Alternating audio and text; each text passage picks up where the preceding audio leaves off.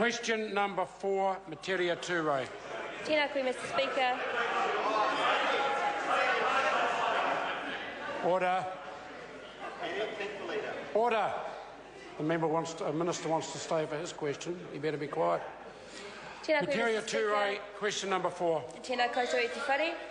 My question is to the Minister for Economic Development and asks, did the Regulatory Impact Analysis team raise concerns over the Regulatory Impact Statement prepared by the Ministry of Business, Innovation and Employment for the New Zealand International Convention Centre? If so, what were those concerns? Honourable Stephen Joyce. Mr Speaker, Treasury's Regulatory Impact Analysis team noted that although the benefits and potential social costs are discussed in the Regulatory Impact Statement qualitatively, it was not clear that the quantitatively estimated benefits to the economy outweighed the potential social impacts. However, these issues were thoroughly canvassed prior to finalising the agreement. The Regulatory Impact Analysis team also noted that the RIS contained little analysis on alternative proposals to construct and operate the convention centre. However, I'd point out to the member that that was thoroughly canvassed by the government before the decision was taken to negotiate with the organisation. Supplementary question. Order. Supplementary question, Metiria Turei. Thank you, Mr Speaker. How does he justify recommending the Convention Centre deal when, in his own Cabinet paper of 26 June, that team did, as he say, raise the concern that there is no certainty that the economic benefits will outweigh the fiscal and social impacts of the regulatory concessions in the deal? How does he justify it? Honourable Stephen Joyce. Mr Speaker, I'm thrilled the member's so thrilled with Treasury advice suddenly, because there's a lot of Treasury advice they'd like her to take on, including putting the interest back on student loans. Perhaps the Green Party might like to embrace that as a policy. But in terms of the particular example, it is difficult to quantify exactly, so the officials did their best in terms of the information that they could gain, and the Cabinet made a judgment, and Cabinet's happy with the judgment it made. Supplementary question, Metiria Turei. Thank you, Mr Speaker.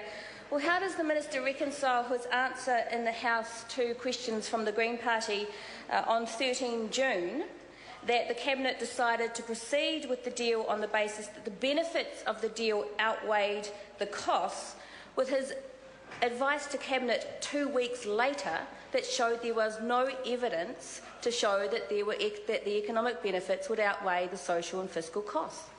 Honourable Stephen Joyce. Well, Mr Speaker, no. The advice was in relation to the Regulatory Impact Assessment team of Treasury. My advice to Cabinet was very definitely the benefits would exceed the costs, and if the member would like me to take her through all the details, I'm more than happy to. And that was the decision that Cabinet took based on the advice in the round from the Minister, from the Cabinet paper and so on. Supplementary question, Metiria Turei. Thank you, Mr Speaker.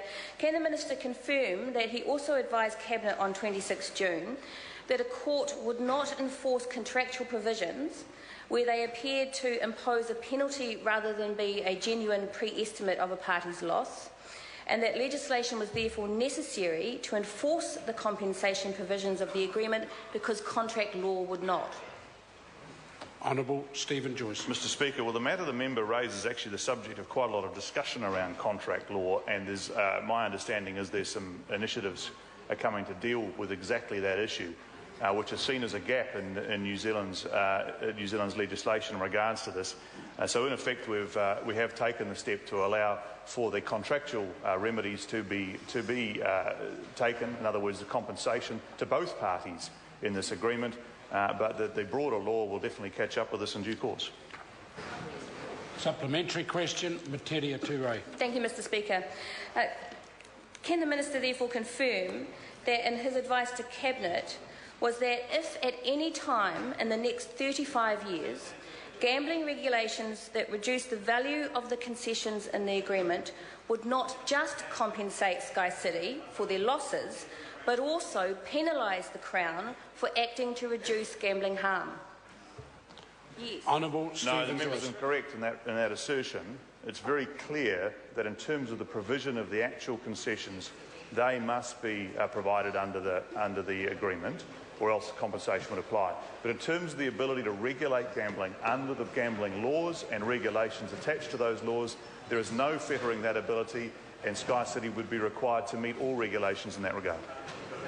question. Supplementary question, Metiria Turei. Thank you, Mr Speaker. Can he confirm then that the compensation provisions will be triggered if Sky City was required to use player tracking technology in a way that reduced its pokie machine revenue by up to 40%? Would the compensation provisions apply? No, it's Honourable Stephen Joyce. No, it's very clear in the agreement where compensation applies, and that is not one of them. Question number 5, Andrew Little. Mr Speaker, my question is to Order. Minister of Justice. Order.